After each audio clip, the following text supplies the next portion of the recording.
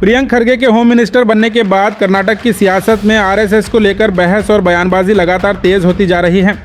RSS के registration पर सवाल उठाने के बाद से बीजेपी और आरएसएस से जुड़े कई नेता प्रियंक खरगे को निशाना बना रहे हैं। अब बीजापुर से बीजेपी एमपी रमेश जग्गीनाग ने भी इस मुद्दे पर होम मिनिस्टर प्रियंक खरगे के खिलाफ तीखा बयान दिया है। मीडिया से बात करते हुए रमेश जग्गीनागी ने कहा कि आरएसएस को चैलेंज करने वाले कभी कामयाब नहीं हुए। उन्होंने ये भी कहा कि आरएसएस को रजिस्ट्रेशन के मुद्दे पर घेरने की कोशिश बेमानी है, क्योंकि लोग खुद जानते हैं कि आरएसएस क्या है और उसकी भूमिका क्या रही है। उनके मुताबिक इस बारे में फैसला आवाम पर छोड़ देना चाहिए।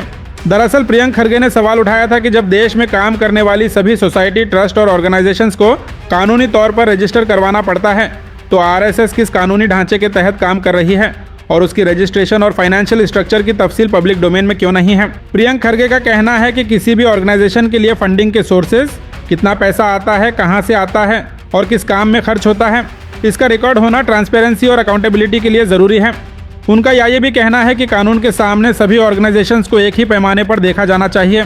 भारत में सोसाइटीज़ और ट्रस्ट्स को मुख्तलिफ कानूनी कवानीन के तहत रजिस्ट्रेशन करवाना और अपने रिकॉर्ड्स रखना होता है। इसी बुनियाद पर प्रियंक खरगे ने आरएसएस के रजिस्ट्रेशन और फंडिंग से जुड़े सवालात उठाए थे, लेकिन इन सवालों के जवाब देने के बजाय सियासी बयानबाजी कर माहौल गर्म किया जा रहा है। बीजापुर एमपी रमेश जग्गीनागी ने प्रियंक खरगे पर जाति तनकीद करते हुए कहा कि उन्हें होम मिनिस्टर का ओहदा उनके वालिद और सीनियर कांग्रेस लीडर मल्लिकार्जुन खरगे की पार्टी में खिदमत की वजह से मिला है।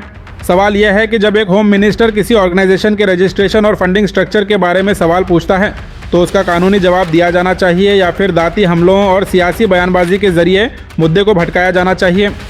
आखिर बीजेपी एमपी रमेश जग्गीनागी ने प्रियंक खरगे के बारे में क्या कहा, उनका पूरा बयान आप इस वीडियो में सुन सकते हैं।